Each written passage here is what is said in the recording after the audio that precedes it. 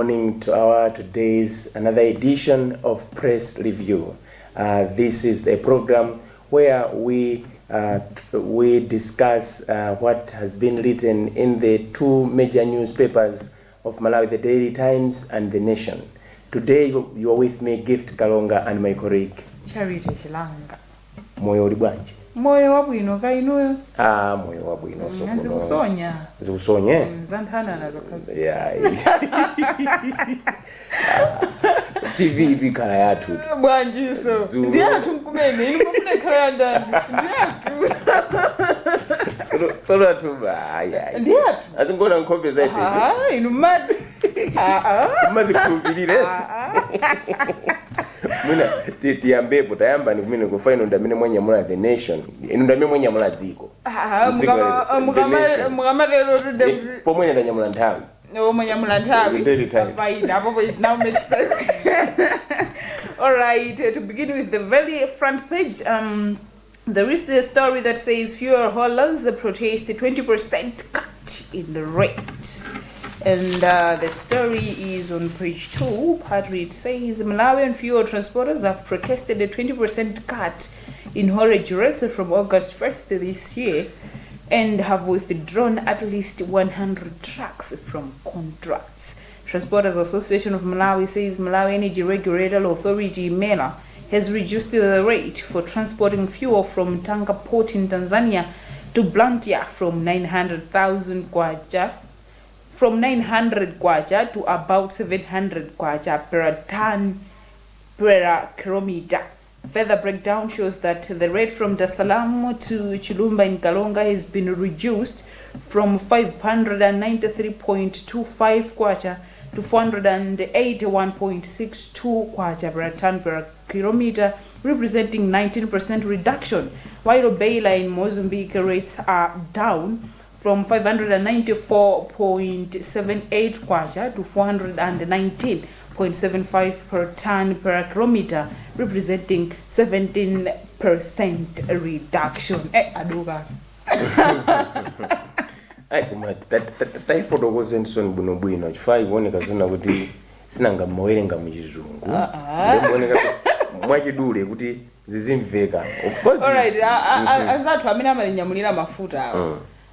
Ndalama zimene amalandira akhaza khangatiza tsitsidwako kutengera ndi makilomita amene ayenda kuchokera dera lina kupita dera lina apa tumwa chitsanzo kuchokera ku Tanga Port ku Tanzania kupita ku Luntha yatsitsidwa kuchoka pa 900 kwacha kupita pa 700 kwacha pera tani pera kilomita. Sazo rindomije khangati yangwandulidwa kongwandulidwa. At the end of the day, kandrama kajandika nthu ndithu nkawa pchinjabe pita pake. Ano agawa amayembekezera ndithu mbuyo mwa amagwiritsa ntchito kandrama kameneko pa zinthu zina kumabe apapa aduka ndithu. Ndakuona kuti apanga withdraw matraki. Matraki ena apanga withdraw apa amati matraki angati is it 20? Yes, amene awasiya kukaena they are protesting. Okay. Sure. Komano ineyo funso langa limene ndilipondona kuti kodi dissatisfaction imene kapena kusakhutira kwa ma truck drivers kumene koko kubweresa vuto la mafuta ngati kukumana ndi zimene tinakumana nazo mchaka china chake mpaka na asilikali athu ankhondo and amene anakanyamula zima truck za mafuta. If you remember, I think we are supposed to follow up with MELA kuti kodi mukuti zikuti bani komano so ufunika kupanga follow up ndiwo ifasi mango nyanya iterekezeka ya mwana nsima akunyanya kuti asima imunandikire chepa bama kabe negotiation kuti kumama mukanango onjezera pang'ono Goma rimango nyanya liratu tikaona mene situation. Yeah, mafunika kukambirana chifukwa for the why. Okay, that's why ndimana kuti pachina chiti chose tiziganizira dzikoli. Fauna chilungamo mafuta ndi chofunikira kwambiri. If magays awatangoti tools down kwasi kulimene lolo zinthu zisokonekera ndi pakufunika ndithu patakhala kukambirana kwabwino komanso boma lisaitenge nkhani ngati yaying'ono akweneka imagine number ya matankalaja apangidwa withdrawn from the market they are 100 malambitsa kuti the 20 they are 100 fam manga mnane mabwa 100 mwana maona kuti asinanga newspaper ili ndi ndimakwenzana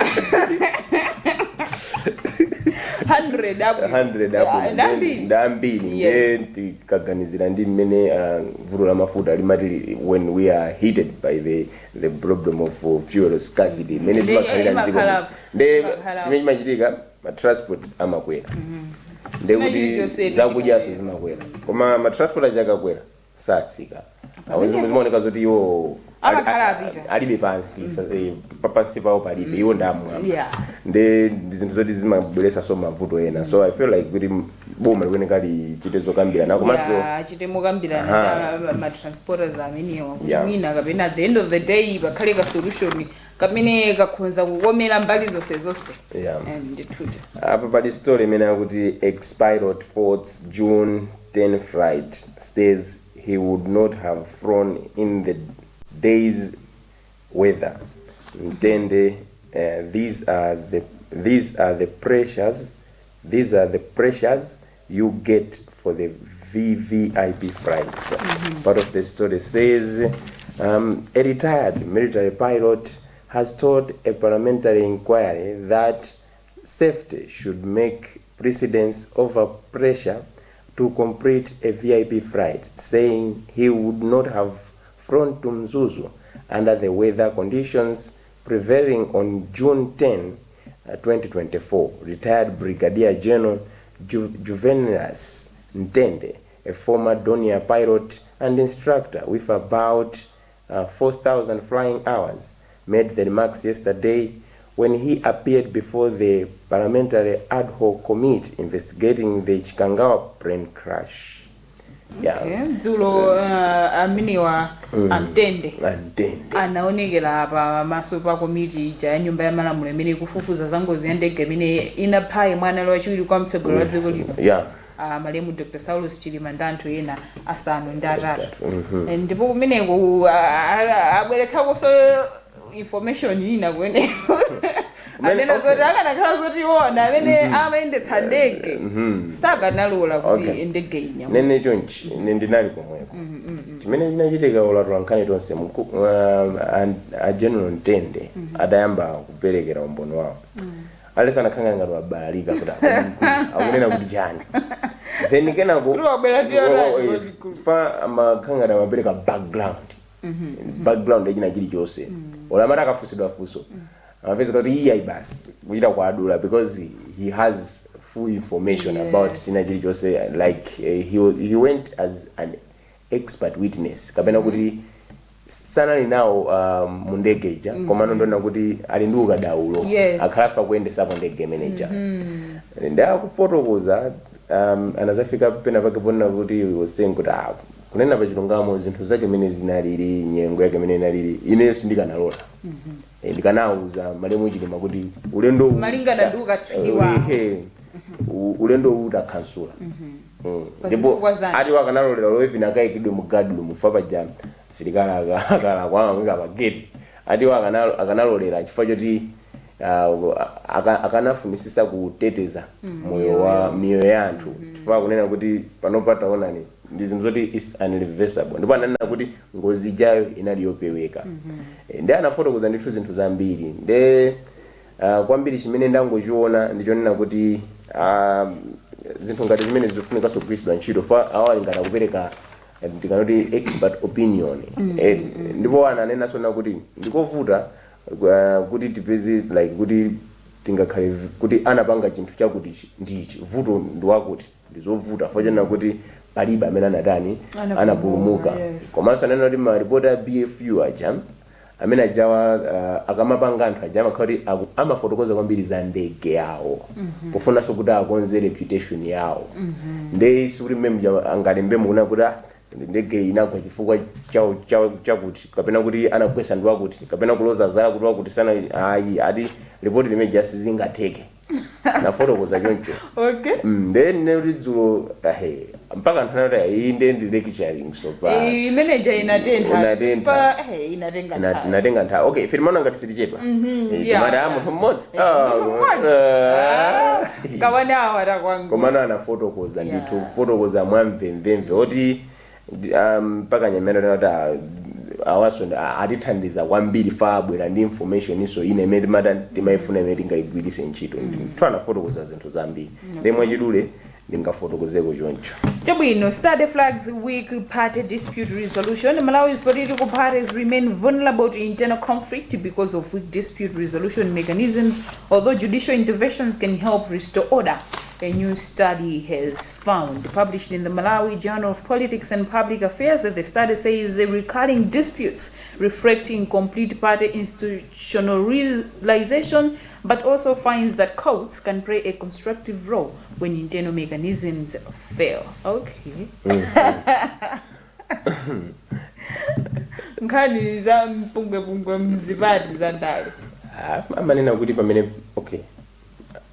Kuchali chama anthu pamene pali awiri atatu ambuya amakhala pompo tikabwera kwinaku pamene pali anthu awiri atatu kusamvana kumakhala sikumalephera kumangofunika nkulolerana ndifa wina amakhala kuti chizungu chake ni chaku high school wina ndi chaku CDSS ndi sentence imodzi koma kuimva kwake kota posiyana ende zimakhala zinthu zovuta kwambiri chimene ndimaona ndina kuti my interest final mtakhala ndinuka yande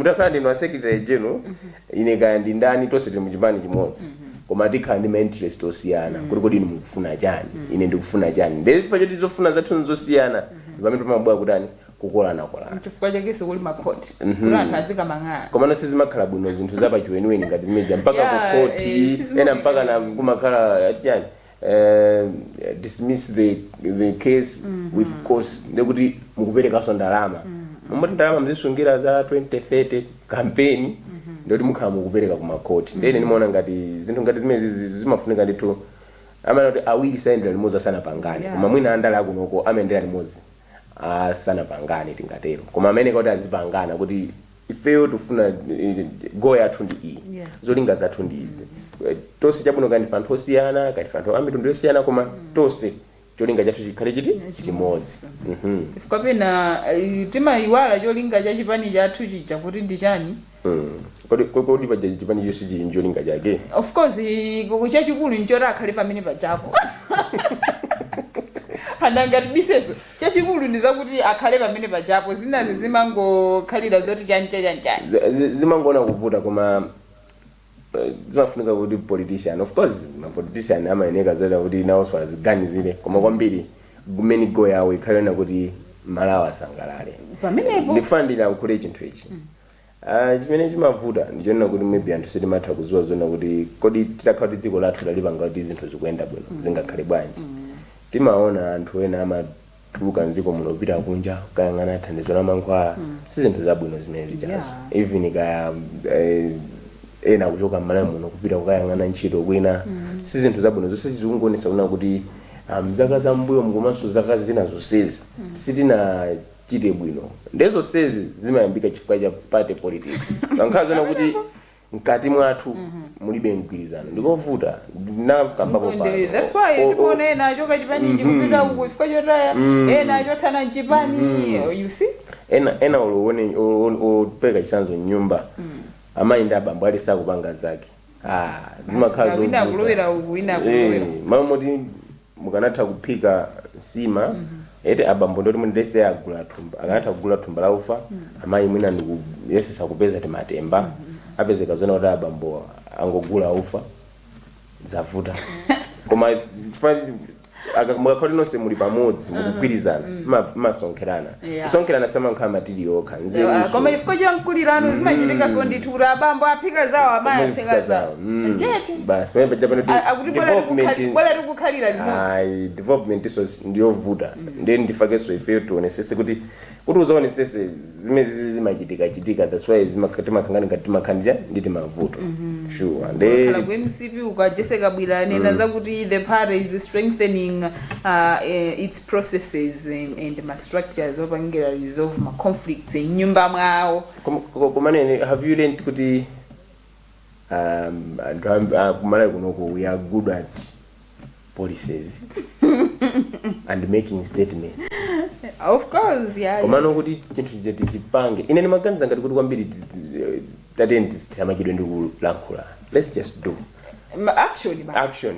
Ngati mmakumbukira mane mpingo wa mthalika manena kuti lolani ntchito za manjanga ndichilombooni. Yeah. Mwina so andale akunonso atamati chifama matha kumanena ife pali mbatu tukugwizana mulibe mozokangana koma kana umazoona amenya speech akulowera wino kana mozata izizi zabodza nde pena paketa tiye ni tizikhala anthu kuti achilungamo tisamakhale anthu kuti kumangolankhula because pano pato tinene kuti anthu amatha kupanga sieve zimene akumva ndi chinthu chofunikira so choti munthu kakhala ndale to be very strategic pano anthu ndinapenya ambiri ndanzeru tupapezeka pano tikufotokoza zinthu choncho wina amakabwera ndi comment yake pansi pachale amwene mukunama mukuti ndinamiza simungangobwera pa TV kubali namiza anthu anasukusula ine sinasukusula fine of course okay babalinkanina akuti disability groups push for seat at policy table. Part of the story says disability organizations across Malawi have called for meaningful participation of persons with disabilities in implementation and monitoring of national policies to ensure their needs are reflected in government programs. I think that has been said and talked for so long. The inclusion of people with disabilities, mbali zosiyana when it comes to my policies, formulation, what is the kazi kunenedwa kuti tikumbukira bwanja anthu aulumali ngati sitinaapange involve muzinthu when developing policies ndekuti we will leave them behind. Manena zonena zoti we are good at talking komano kuti tipange act isimatevuta ndikunena kuti always uzaone no matter what pali policy yoti inekidwa zoti this policy is there pali disability act yoti ifuna is a deliberate policy yoti ilimbikise ufulu wa anthu aulumali komabe umaona kuti anthu bipena pakebe amazata timasikanga kuti tupanga disregard zinthu zoti tinapanga tokha koma pachilungamo pake ndizovuta kunena kuti inuyo mungapange zinthu zokomera munthu osaona pomwe inuyo mmaona. Why am I saying this?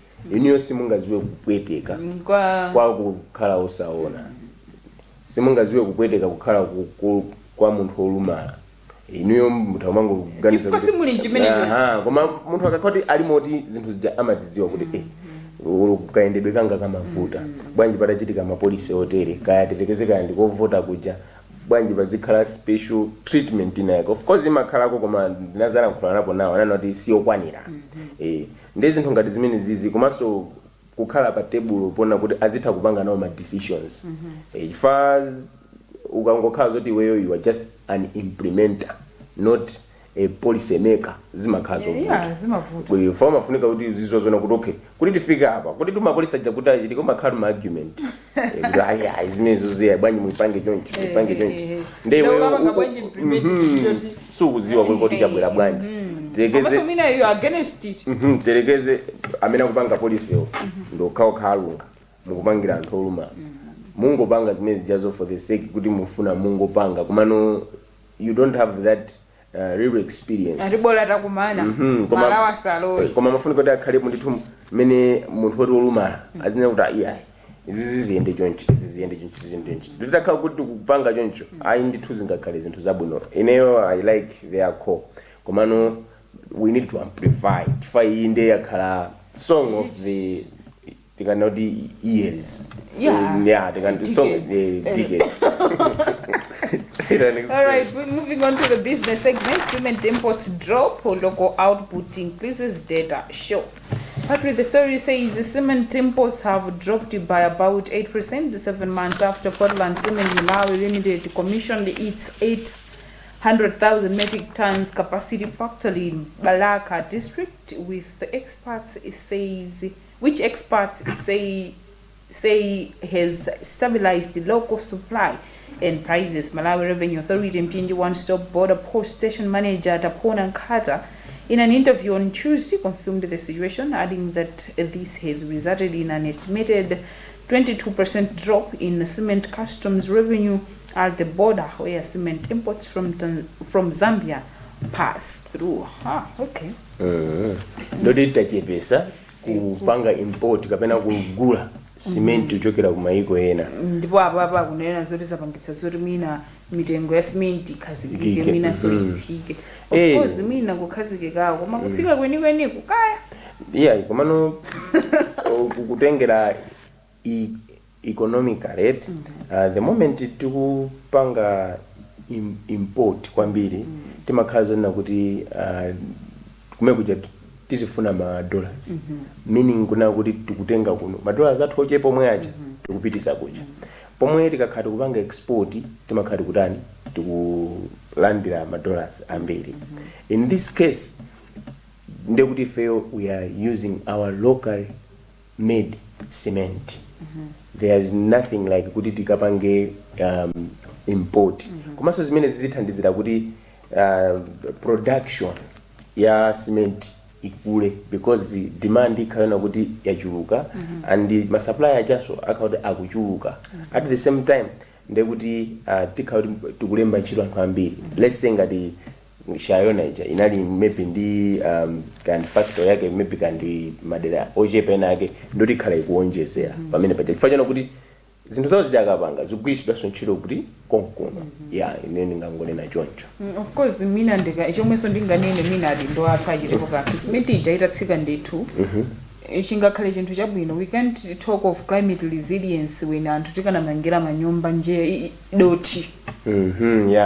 Ndizoonadi soil erosion tikadamangira doti mvula ikangobwera ndi mphepo ija yakuntho ndi at least ka cement kaja kamakhangati kakwirako. So panopa we are talking of 38,000 kwacha a bag of cement of which mwina kuti munthu amange nyumba afunika mabaga angati ambiri ndezimene zijani mari tikaona anthu akumangira cement nyumba nzanthu andrama ifeya iti bamangira madoti omwewa ndeti makhaliti kukumba doti ndoti pamene pajapaso tikukonza njira yoti madzaja azikhangani ngati kuti akudusa at the same time akuononga cha nthaka andizoona. Yeah, of course the prices have stabilized komano the prices themselves kuti atsikebe ndithu ndikuona ngati atsikebe ndithu kutsika at least arafika kumchama 20 yakuti mu chifukande ndekuti mulini maganizo manga nyumba. Of course maganizo okulibe komano ti mawu tupongotengera zoti izi ngozi zogwamwa dzidzi ndizona zine zije ndizopeweka zona that's very true. Because nyumba yomangira doti singafanane ndi nyumba yomangira cement zona ndithu. Apa mna ningopita so mwanjangu business akuna the Japanese businesses scout Malawi market.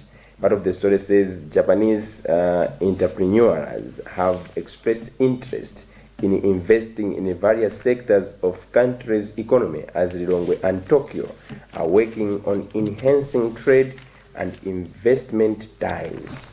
Okay. There are about six Japanese companies in the country engaging local counterparts, operators and authorities on prospects in agriculture, manufacturing and processing. Okay, I think we can move on to sports. The very back page, the Silver Eye final set for SAFA semis against Zambia Ndola. And we have another one saying Nomads not moved with the Simba's unbeaten run. But with the story says Mighty Wanderers have said they are not losing sleep with Tanzanian side Simba Sports Club's SC 28 match unbeaten run in the NBC Premier League ahead of the Confederation of African Football CAF Champions League first leg crash. The Nomads are host to the Dar es Salaam based outfit on September 6th at Bingu National Stadium in Lilongwe, while the return leg is scheduled for a week later in Tanzania. Apa nkhani nakunena kuti Ekaya president pumps 2 billion kwacha into team. Part of the story says Ekaya Football Club President William Binganjira has said he has invested an estimated 2 billion kwacha into the team over the past 3 years. He says this is part of ambitious drive to establish the club as fully professional football institution. Wow. Yeah. How much you wonder? Kuna lilongamo banje la Mpinganjira limakonda mpira kwambiri because yamoneka zoti ali ndi passion. Yeah. All right, Football Legends get 8 million kwacha boost. The Football Legends Association FLA has received an 8 million kwacha boost ahead of its annual general meeting AGM from Simama Hotel and Oyster Break and Crutch. The AGM is scheduled for this Saturday at Crossroads Hotel in Lilongwe and will be followed by a fundraising gala dinner at Bingu International Convention Center, also in the capital city. Football Legends alindi mkumano wao jawakaja so alandira ndituthandizo kuchokera kwa kusimama hotel kumasto Oyster Break and the Crutch. I think we wish them a successful AGM. GM ina mena zuru kumakhala Kongo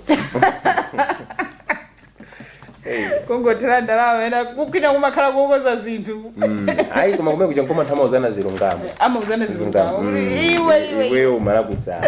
Yeah. Do you have one more other sport? The Buddhist rope in Liberian midfielder. Part of the story says FCB Nyasa Big Place have signed Liberian midfielder Shuk Sherif on a 2-year contract. The club unveiled the midfielder on Tuesday. He becomes Bless's first signing of the summer transfer window, which opened on Saturday. Okay. Yeah. I think we can get the very last one. Tiwa Savage pledges 17.5 million kwacha to support young women. A renowned Nigerian singer and songwriter Tiwa Savage has pledged 17.5 million kwacha to Music Crossroads Malawi to support young women creatives and artists. I think this is a very good development to the sector, industry. Yes, art. All right, that also brings us to the end of our today's edition of Press Review.